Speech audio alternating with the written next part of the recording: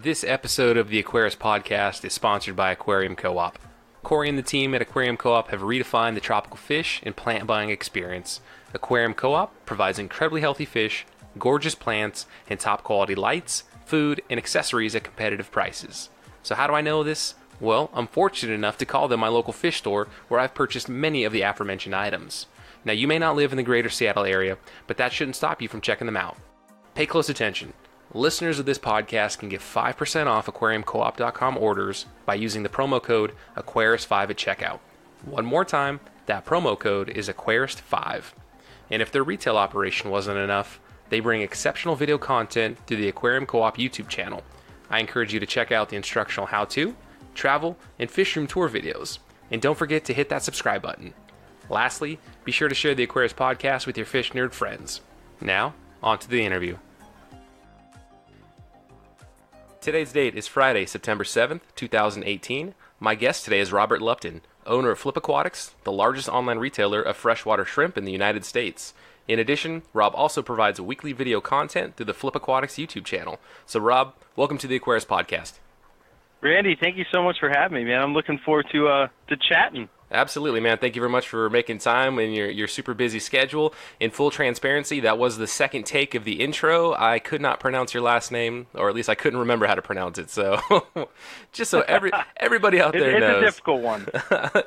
Well, it shouldn't be difficult, right? So I should have it ingrained in my brain now. Lupton. All right, it's there. You'll never mess it up again. Yeah, there you go.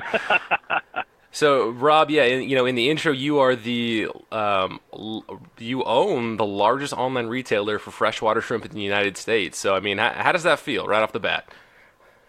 So that is definitely our claim to fame. It feels really good. You know, we've worked very hard, and I don't know if you plan on asking me about like how we got started and all that, but we have a long story of how we got to where we are.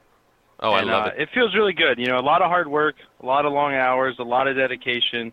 And we're not where we want to be yet, but we're on our way. Yeah, excellent. So before I open it up free form to kind of the origin question, I mean, I guess maybe I'll do the origin, but in a little bit more focused fashion. So what is your first memory and recollection of having a tropical tank? My first memory is probably the first time I ever fell in love with fish tanks, and it was I was meeting this girl for the second time. I was going to pick her up at her parents' house. And I open up the door, and right at the bottom of the basement steps, as soon as you open the door, is this 55-gallon tank. And I just remember seeing it and thinking, that is huge. and so, before anything else, I had to convince her that she would show me her fish tank that she didn't care about, only her dad liked. And that's just kind of the bug. So that was the first time that I got introduced to, a tropical fish tank. And I've been in love ever since. Oh, very cool. And so this is, I mean, as far as timeline goes, this isn't when you're, a real young guy. Well, I mean, relatively young, I guess. So maybe around the 16, 17. Well, what kind of age range were you? Yeah, I think I want to say I was 19. And I always had, the typical goldfish fair tank growing up and killing feeder fish and having hermit crabs and things like that. But I never really had, that deep passion for it. And really even an interest in it until I walked in and saw that tank. And what was in that tank? Can you recall? Yeah, so it's actually funny. He had a huge pleco, the plecos that you buy at the store.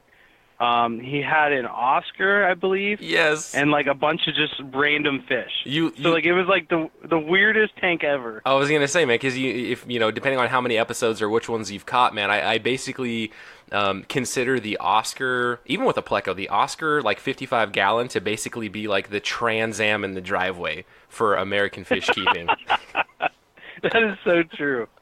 Yeah, man, I all of the memories that I have of my own Oscar tank. I think my aunt had an Oscar tank, a friend's Oscar tank in high school. There's just such awesome memories around these 55-gallon tanks with a big old honking Oscar in it. And for sure, one of my early takes had that common Plecostomus because you had to get the cleaner fish, right? You had to get that fish that's going to grow to be 3 or 4 feet, however long a common pleco can actually get. They get huge, but yeah, you had to have it. That's what the pet store told us. And so now, when did you get your first tank then? So you fell in love with this 55-gallon. How does your journey start? So I fell in love with this 55-gallon. I ended up starting to date this girl, and it became a weekly tradition to go to the pet store buy a few fish that would go in there, and kind of redo this tank that he had. So we ended up getting rid of the Oscar. We ended up getting like a bunch of like balloon mollies and normal mollies, and just like a bunch of random stuff that could go together. And eventually, her dad saw how much I loved this fish tank, and I talked him into getting a bigger tank, and he ended up giving me the 55-gallon, and that just kind of blew up the journey for me. Oh, that's awesome. So then now that you've got the 55-gallon, are you still keeping the mollies in there and kind of the other community fish, or did you change it over? No, so I did that for a long time. I ended up, it's the typical fish journey. You get a tank, you get fish, they breed. You have to have a tank for the babies, and then you have to have 2 tanks for the babies. Then they grow up. You don't know what to do with them. You get more tanks. You find out that Craigslist has tanks for, 50 cents a gallon, so you buy a bunch of those. And it just all blows up from there. So I do not have mollies anymore, but that is definitely where it all started. Nice. And at the time, are you still living with the parents, and so now you're kind of converting your room and maybe the garage, or does Rob have his own place at this point? So at this point, Rob's married. He's no longer with that girl. I do have my own house. Not living with the parents anymore, even though I think my wife would enjoy that. But yeah, so have my own place. We have a warehouse now. We have a 4,000 square foot warehouse that we do all the shrimp stuff out of. And then at my house, I have an office which has 6 tanks, maybe 8, something like that, where I just keep like the little odds and ends that I really enjoy and try to keep the hobby and business a little bit separated. Nice. Robin, I apologize the way I phrased that. I meant at that point in the story where you still living at your parents'. Oh, yeah. I'm like, this guy. Okay, fair enough. I'm like, Rob must still live at home at this day and age. Hey, that's all right. You never know. But yeah, apologies. At that point, I was still living at home. I ended up putting all the tanks in my bedroom, convinced my parents that I wanted to do a whole room in the basement. They let me do that. And then I got the warehouse, kind of moved everything to the warehouse from there. And then probably about 2 years down the road, I ended up moving out, getting married, and that brings us to where we are now. Awesome. And so before we do jump, talk about it right now, I guess, when was your first introduction to shrimp then, right? So, you started with those balloon mollies and the community fish. At what point in the journey did you come across freshwater shrimp and think that was the craziest thing you'd ever seen and the bug bit you? Yeah, so what actually happened with that, it's a fun story. My neighbor had an alligator, and he was buying ghost shrimp at the local pet store. They were always sold out. And so he came up to me, and he's like, hey, I know you like fish tanks. If you could breed ghost shrimp for me, I'll buy them off you for X amount, and, you can make a little money. And, at that point, I'm a business and accounting major going to college. So, like, I have the business aspect, and I also have the passion for the aquariums. And so I tried ghost shrimp, couldn't get them to go because a lot of ghost shrimp require brackish water to breed. And so I switched over to cherry shrimp, set up a 10-gallon tank to start breeding them. And I didn't end up selling any to them because after about 3 weeks of keeping the cherry shrimp, I just absolutely fell in love with them. I found myself always watching that tank, not caring about any of my other tanks. And then that's kind of like where it all got started because I realized that I couldn't take my eyes off that tank. That is super cool. And I have to back up. You said your neighbor had an alligator? Yeah, so my neighbor had a 75-gallon tank in his living room, and he had, I want to say it was like a 12-inch alligator. And so apparently if you keep them in a small tank, they won't grow. And so that's what he did. And he had that thing for, I don't know, probably 4 or 5 years. So I grew up in California. I now live in Washington, so I'm a West Coast boy. I've never come across a neighbor that had an alligator. I don't think that's a legal pet. So do you guys, you're in Ohio. I mean, are things just a little bit kind of looser and squirrelier in Ohio? Yeah, so pretty much in Ohio, you can do what you want. At that point, we were living out in the country, and I think I want to say he ordered it from Florida, and then they shipped it to him. Because I don't think there's anywhere you can just go and buy an alligator in Ohio either. Ohio weather and Washington weather is probably pretty similar. So yeah, it's definitely not a common thing. Your neighbor had I love how you just kind of casually started the story with. So my neighbor had an alligator. And we're not in Florida. That is awesome. And I think what's really cool about hearing your backstory, Rob, is that so many people know you. I know you through kind of present day, and even going back a little bit of the videos that you put out, which are fantastic. I'm really loving your fish room tours that you're doing right now. Maybe we'll talk about that in a little bit. But when you have kind of this persona that people know you as, and like you're known as a shrimp guy, right? Like a big time warehouse shrimp guy. It's really cool to hear how you got your start and how you progressed. And it wasn't always just with shrimp, right? Like shrimp kind of came along later in your journey, and it was kind of I think there's a way for me to make money, and then you absolutely fall in love with it, right? And then now we can really see how you then jumpstart into what you are now.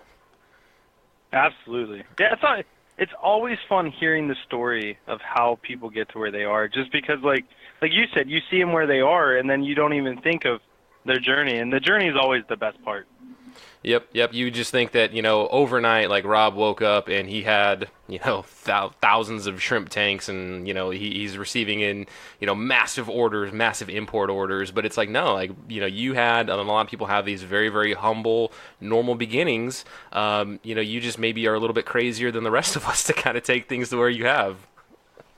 Absolutely. Well, when you love a hobby so much, there comes a point where you either have to turn it into a business to justify it, or you just can't do it as big as you want to do it. So I got to the point where I had to turn it into a business to get any bigger. Yeah, that's awesome. And so I guess after the abbreviated progression then from the cherry the cherry shrimp tank, Neocaridina, what was your progression within shrimp like to the point where you're like, man, I've got too many tanks, I need to get a warehouse?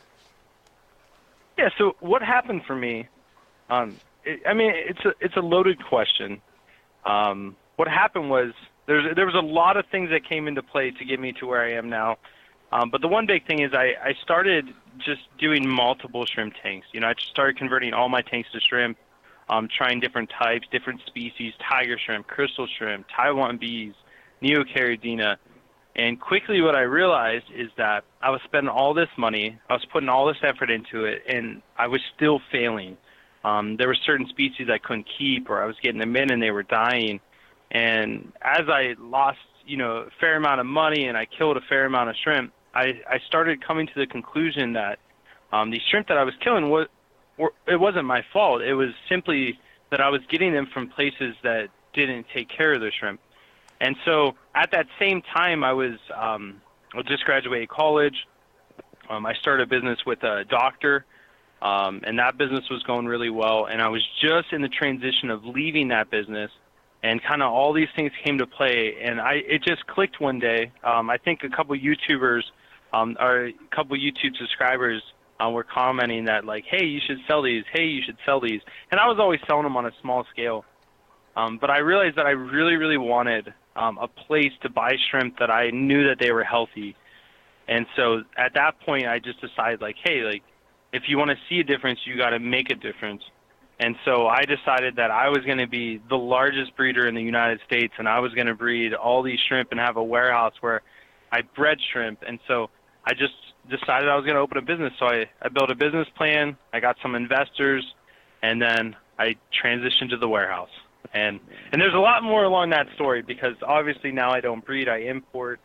And so there's a couple of pieces missing there. But that was the big transition for me, is just deciding that I wanted to make a difference and be a difference in the United States. No, very cool. And so I guess to make that difference, right? So to start breeding the shrimp, you were still at that time you're still importing, right? And I guess the problem is that there is a I don't want to say a die-off rate, an attrition rate, a shrinkage rate. Shrinkage is theft, but you're going to lose some of your initial import, right? So whatever shrimp are remaining that are healthy, you then you were breeding those guys, right? And then it was the offspring or the offspring of the offspring that you were then making available for sale. Is that about right?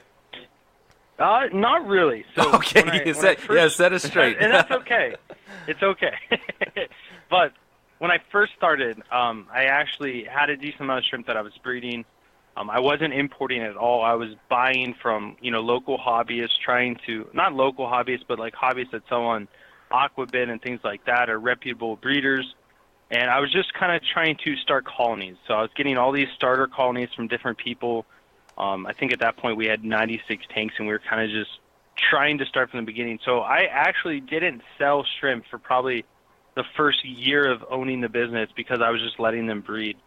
And then quickly, after starting to sell, I realized that there was no way that we could keep up with the demand. And so what ended up happening was we're selling these shrimp that we're breeding. We're constantly out of stock because we're not breeding enough. And basically, the thing that I'm trying to prevent, which is people going to like importers who sell sick shrimp that aren't doing well, that have parasites and all these different issues, I was trying to take those people out of business and offer USA bred shrimp, but I simply just couldn't keep up. There's no way for me to breed enough shrimp to make it worth it.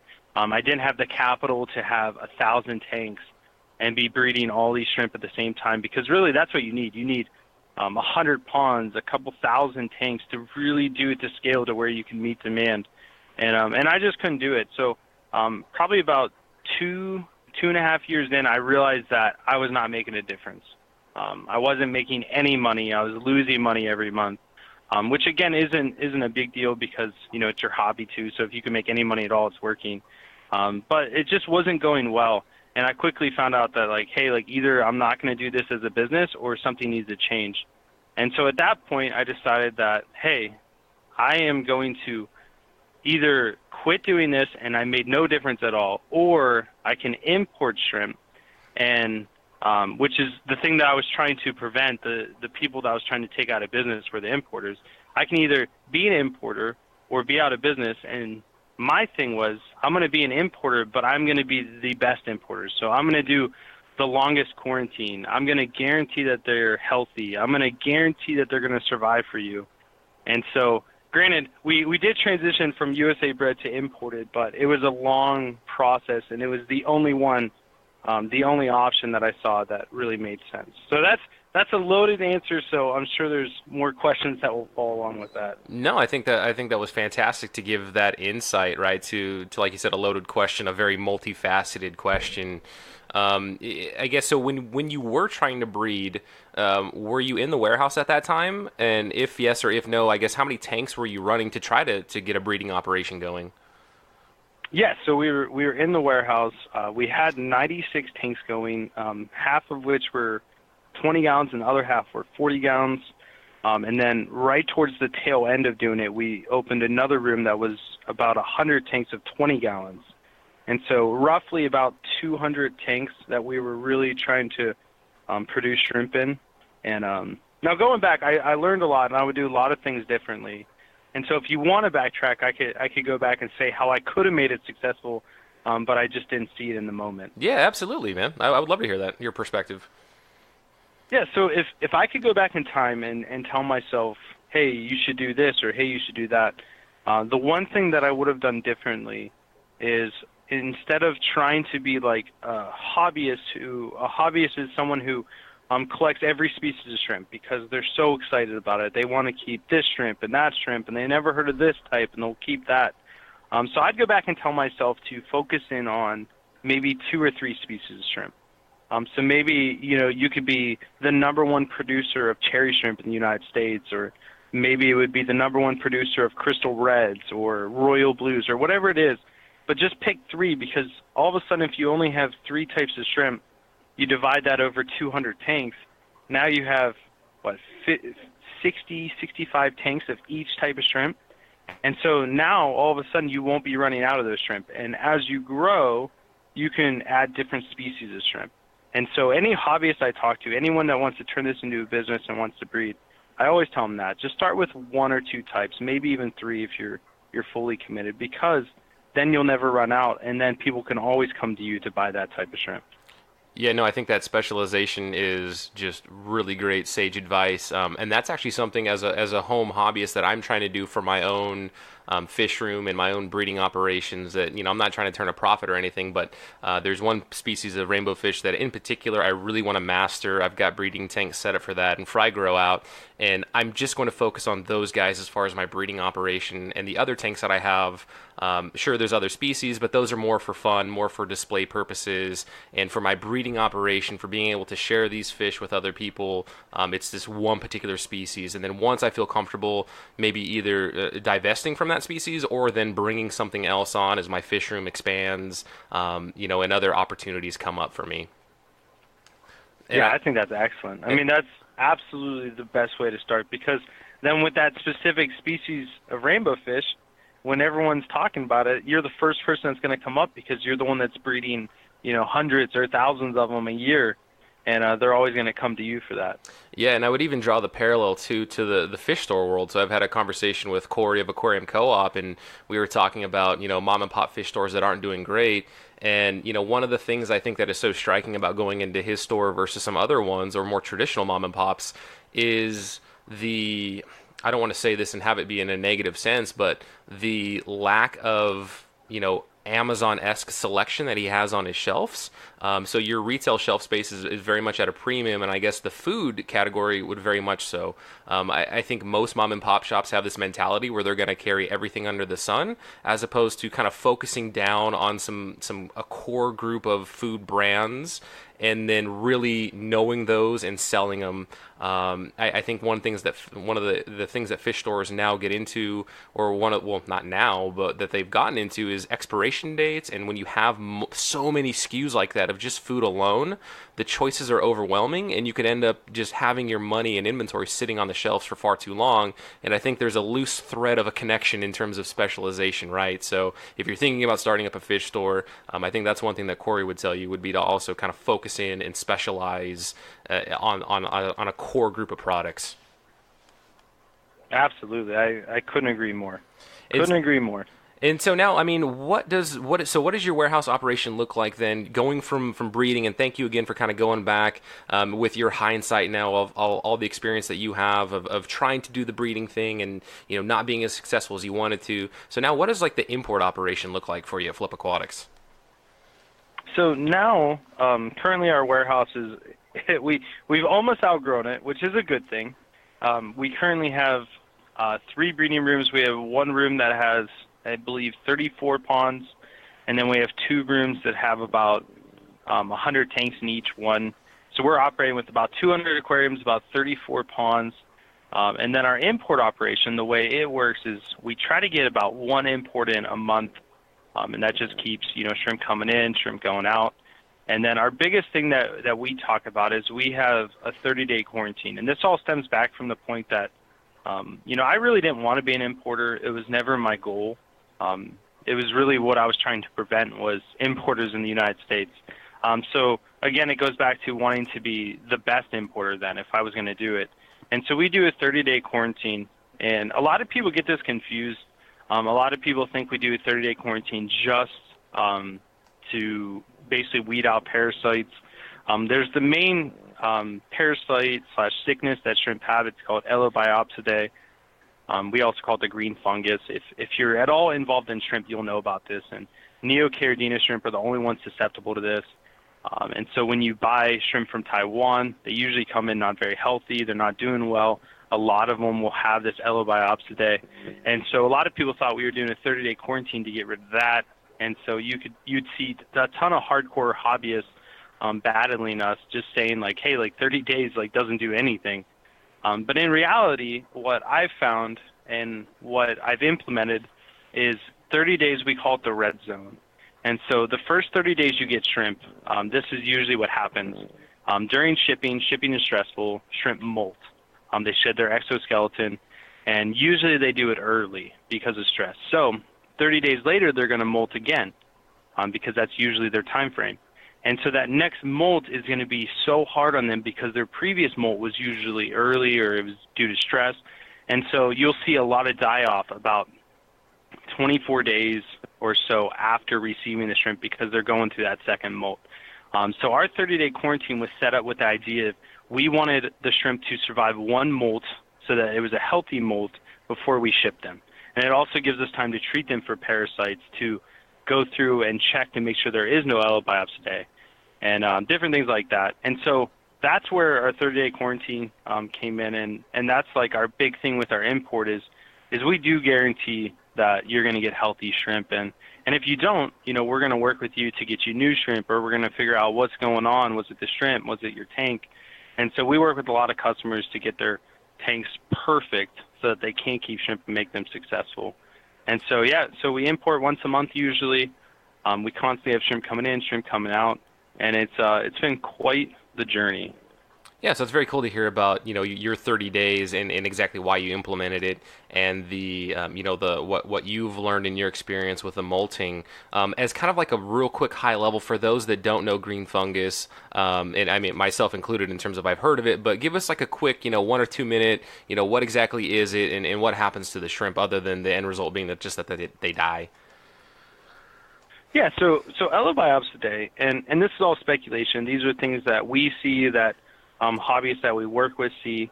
So Elabiopsidae is an internal parasite. We believe it comes from the ponds in Taiwan, whether it's in the water system that they use, because a lot of their ponds, they just use straight river water. They don't really, they probably filter it, but they don't go super clean. They usually keep them in greenhouses that are, birds can fly in there and poop in the ponds, and then the shrimp eat that. And so it's just a internal parasite that usually, starts growing out of the body. And once it starts growing out of the body, it resembles what a buried shrimp would look like. And a buried shrimp is just a shrimp that has eggs, and she's fanning them. She has them, right below her tail. And so a lot of people will get shrimp that have Elabiopsidae or the green fungus and just think that it's a buried female. And so the Elabiopsidae, again, is an internal parasite. It grows out of the body once it, aggresses to like the harmful stage, and that's when you can see it. And what we found is it's not contagious to the point where, like, hey, if one shrimp in a tank has it, they're all doomed. What we found is there's 2 ways that it spreads. It spreads from a parent to generation 1, and then it also spreads by a shrimp dying and then the other shrimp eating the green fungus, because you can actually see it when a shrimp with Elabiopsidae dies. The first thing that other shrimp eat is all that green nastiness that's the parasite. And so we believe those are the 2 ways it spreads. We don't think it spreads through the water column. So a lot of hobbyists, hardcore hobbyists, there's a lot of misunderstandings, and there's a lot of information out there that we just don't know what's true. It's uncurable, so there's no way to cure it. So whenever we find one that has it, we just call that shrimp, and then we actually do testing in-house on them and just see if we can't cure it. And we haven't found a cure yet. We've had things that have helped, but we're not ready to talk about that yet. Oh, wow. And so, yeah, it's just a terrible, terrible parasite that you really don't want to have. But if you do get it, it's not the end of the world. The biggest thing is just call it before it dies. So I guess then, to my untrained shrimp eye, right? I've got red cherry shrimp, but I'm by no means a shrimp expert. I would assume I would be one of the people that would look at a shrimp with this fungus and think that it's a buried female, right? But I guess what are the things that I would assume that you and your staff can probably by sight, before they die, tell. What are the things that you're looking for, or what would mark the Elabiopsidae as opposed to just a legitimate buried cherry shrimp? Yeah, so the one thing you're looking for is Elabiopsidae is actually, it looks like hair. So it looks like a bunch of little hairs growing out of the shrimp, whereas a buried shrimp is just eggs. Oh, okay. The other big thing that we look for is if you're looking down on your shrimp, usually Elabiopsidae starts at the back of the last 2 legs on the shrimp. And so it will actually look like fur coming out of where the leg attaches to the body. And so if you're looking down on the shrimp from the top of your tank, you'll actually see like green little bushes coming off the side of your shrimp. Rarely does it start in the middle of the tail or towards the end of the tail. It's always starting like right at those back 2 legs. Awesome. And so, Rob, in the introductory, when you and I were just talking before we started recording, I told you that there wasn't like a hardcore thing that I wanted to pull out of this, and that we'd let the conversation kind of organically flow. And I'm so glad that we came on this topic and to hear your experiences on Elabiopsidae, because now I feel like, okay, listeners, here's kind of like that educational nugget that I like to have in every episode. So, thank you, Rob, for delivering on that. Yeah, absolutely. I definitely appreciate it because now I'm more of an informed shrimp keeper. Every time I have a conversation with somebody, whether it's I don't know, plecos or corridoras or shrimp, I like to try to learn something, and I hope that my listeners can as well. So again, thank you very much for that. Yeah, no, not a problem at all. And by rough numbers, right? So let's go back to your operations in the warehouse. I mean, there's so much in there that I want to unpack that we won't have time for. But by rough count of gallons, like how many gallons do you think are in the warehouse right now of water? I would say we have probably a little over 10,000 gallons of water. That's fantastic. And so your local water municipality is keenly aware of you, I guess. Oh yeah, well that actually you would be shocked about the amount of water we use. It's not as high as you think. Like I actually just got back from paying my water bill today, and my water bill for 2 months of use was $84. Whoa. And so it's extremely cheap here, and that's with awesome. producing thousands of gallons of RO water. Wow. That's very cool. And so I guess from a square footage perspective, what is your operation at right now? Our operation is 4,000 square feet. Okay, yeah, that's a pretty good sized space. I mean, that's most definitely larger than the average American home. And then as far as so I mean, oh, go for it. oh, I was just gonna say, like my house water bill is almost more than the warehouse water bill, which is just kind of crazy to even fathom. Oh, that's crazy. And so your warehouse, you don't have to give us, the location of it or, specific names, but are you a standalone warehouse or are you in an industrial park? No, yeah, we're a standalone warehouse. Oh, okay. So it's not like you've got, neighbors that are in more traditional lines of work, I guess you could say, and they have no idea that next door to them is this, U.S. import freshwater shrimp breeding operation. Yeah, so no, that it's actually really funny that you brought that up. We we had a news guy. It's our local news channel. He contacted me, and I thought it was like some big scam. He contacted me. He's like, "Hey, I heard about your business. I think it's crazy that you do that in Ohio because like what a weird place to, be the capital of the country for freshwater shrimp. Like that's just crazy because it's cold up here. There's really no tropical weather."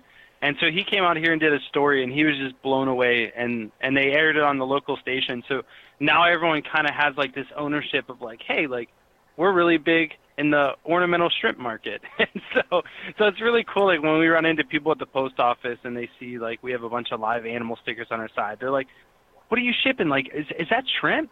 And they're like, we saw you on the news. So it's kind of cool that now all of our neighbors have an idea of like, hey, like that's the shrimp guy. That's where the shrimp operation is and things like that. Yeah, that is awesome, man. And I saw that news, the TV interview of that, and the mini little tour that you did of the facility, and I thought that was fantastic. It was shared on social media, and we'll make sure we have that in the show notes as well. So if anybody that hasn't had a chance to see it, somebody in our hobby, whether you're shrimp or cichlids, whatever you are, being interviewed by a local TV personality, I mean that is super cool, right? Like to me, that's kind of like a validation of making it, right? Like obviously setting up your operation and being able to get orders in and fulfilling your orders, but having a news channel feature you in a segment, I think is really cool. Yeah, it was awesome. I mean, it's all humbling. Like I always give credit back to God because I'm religious. Like I don't know if you are or the listeners are, but I always just give credit back to Him because like everything just worked out in the perfect timing. Everyone I met, it was just all perfect. Like I couldn't do it again if I had to. So yeah, it's really cool. Like when news companies come out and interview you, and it just shows that like you're making a difference, and that is basically my whole goal of doing this was to make that difference.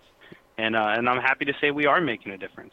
No, that's fantastic, Rob. And I think in this hobby in particular, I think what I'm attracted to is people that are humble, people that are successful, and people that aren't, braggadocious or over the top. And I think that's fantastic. And I hope that the listeners out there that are hearing you talk are appreciating that. And I know a lot of your humbleness does come through the videos. Like, you're a super nice guy. Like, you can just tell watching you interact with others. But just one more person to say that I've interacted with that I've had such a positive experience, and hope you continue to be super super successful in your business and just help grow this wonderful hobby, like I always like to say. On that note, like, what do you have planned? Can you peel back the curtains a little bit on what the plan for Flip Aquatics in the future looks like? Yeah, well, first of all, thank you so much, Randy. I really appreciate you saying all that. It does mean a lot, and I do always try to remain humble, and it isn't always easy. I guess, like, whenever you do see success, it's easy to get wrapped up into it, but I always just try to ground myself and remind myself what I'm doing. So thank you for saying that. I really do appreciate it. And as far as peeling back the curtains, yeah, I could definitely do that for you and all the YouTube, or all the, not, I guess we're not on YouTube, all the podcast people out there, the Aquarius followers. But yeah, so what we have going on now is we're actually just finalizing Fish Room 1. We redid it. That was the first room we ever built. And we really want to take a go at the nanofish world. And so we want to start really getting into selling nanofish and plants, and kind of just, our big goal is to be all things nano, to do all things nano. Anything that you could put into a nano tank, that's what we want to stock. Our main focus will always be shrimp, because that's where I really fell in love in the first place, and that's where I really want to make the difference. But I just see such an open door for nanofish, because as someone that enjoys nanofish, I go to try to buy them online, and I mean, where do you go? There's really nowhere. And so I see a need, and I want to fill a need. And even talking further, I guess another thing I could touch on is we're getting ready to do something that is very exciting. I got a 480-gallon aquarium recently. It is 4 feet by 8 foot by 2 foot, and it is just an awesome tank. And we actually are just getting ready to set that up later this month. And our goal is to have the biggest shrimp tank on YouTube. And That's so we're awesome. we're really excited about that. So are you gonna go? Are you gonna go single species? Or are you gonna do a little LR Brett's kind of a la Skittles, or what's your plan for it? Yeah. So are you familiar with blue bolt shrimp? I know that they're a pretty blue one. Are they the lighter blue or a darker blue? So they're a mix of both. There could be light ones, there could be dark ones. They're a type of Taiwan bee, so they're Caridina species, or Caridina genus. But yeah, they're just an awesome shrimp. They're my favorite shrimp as far as Taiwan bees go. And so we're actually going to do, I think we're going to do a ton of them in there. Like, I'm thinking like 10,000 shrimp Wow. of the blue bolts in there. 10,000 shrimp. That just sounds like such a mind-boggling number of shrimp to even try to like count and process. So I guess right now in the warehouse, the biggest pond, the highest density, how many shrimp are in one given pond or one given tank right now? I guess you're the most for comparison's sake. So the most we have right now is we have 100-gallon ponds, and our max stock on those is 1,000 shrimp. Wow, so you're gonna go 10 times in this new tank. That is fantastic. Yeah, it's gonna be something to see. Are you gonna? Everyone's gonna call me crazy, but I can't wait. Are you gonna do like a Murphy? Are you gonna live cam it with like a Nest Cam or something for people to log on and just check it? Oh, awesome. Yes. So we actually, I mean, there's so much that we can unpack. My goal is I really want to get the live cam down and figure out how you can do it with shrimp that it will make a difference, because like the Murphy cam, Murphy is a huge fish. So you can have the camera back a little bit far on the tank, like it doesn't have to be right up next to it. Well, shrimp, you have to be right up next to him to see. So I really have to kind of figure that out and see what the best way of doing it is. Most likely it's going to have to be an underwater 24/7 cam. That is awesome, man. So I'm already picturing get like an underwater cam in the center, kind of in like in a dome, right? In a clear dome in the very bottom with the substrate, and then users can control it and kind of pan it around, right? Absolutely. I mean, that is the dream, is one of those 360 cameras just constantly going in the center. That is super cool. Do you have any thoughts on aquascaping? Like, what are your thoughts for how you want to decorate this tank? So I'll reveal it here, but I haven't told my YouTube channel. I haven't told anyone nice. else. But here's what we're planning. We're actually, are you familiar with Mike from Aqua Pros? Yeah. He's in. I think he's in Oregon. I've never met him in person, but yeah, I've seen some of his videos. Yeah. Yeah. So me and Mike are actually really good friends, and Mike's actually making a trip out here to spend a week with us and kind of shoot some videos and stuff. And so him and I, mainly him, we're going to aquascape this monster tank together. And I believe we're going to use some bonsai trees. We're going to do a lot of dragonstone, a ton of moss, ton of anubias, and kind of just make this beautiful mountainscape. Wow, dude, that sounds awesome. That sounds like something that you want to be there to witness. That is going to be so cool, man. Yeah, I cannot wait. I'm beyond happy, and just can't wait. So what's your timeline, man? When do you think this tank is going to be up and running? Like rough estimate. So I would say this tank will be up and running and ready for shrimp by the 1st of November. Oh, that is my goal. Now, granted, it could be sooner than that, but that's my deadline. Like November, it needs to be going. Oh, very cool. So that's not too far away, man. That's a couple weeks after Aquatic Experience in October, and free plug for Aquatic Experience. If you haven't bought your tickets yet, you need to go. Absolutely. Because you got to be there. Everyone else is coming. Because you will be there, right? I will be there. We're actually we're having the fish tube booth, which is all the YouTubers that are fish keepers. We're having that booth, and then the Flip Aquatics booth, and it's kind of just all one big booth. Awesome, very cool. And then we have it'll be a lot of fun. You definitely have to be there. So the unspoken, unwritten agreement when you agree to come on the Aquarius podcast is that I get to squat in your booth for an extended period of time at Aquatic Experience. So that's pretty much what I'm going to do is go from booth to booth of people that I've interviewed and just hang out. Absolutely. You can actually be a part of the YouTube booth if you're interested. We'd love to have you sit down at our YouTube booth, sign some posters and things like that. That'd be excellent. You know what? People will see that double R and be like, "Who the heck is that? Randy Reed? What? What is that?" In all fair, the podcast the podcast does push the YouTube, and there's actually a fair number of people that, to my surprise, have subscribed to it and listened to it through that medium.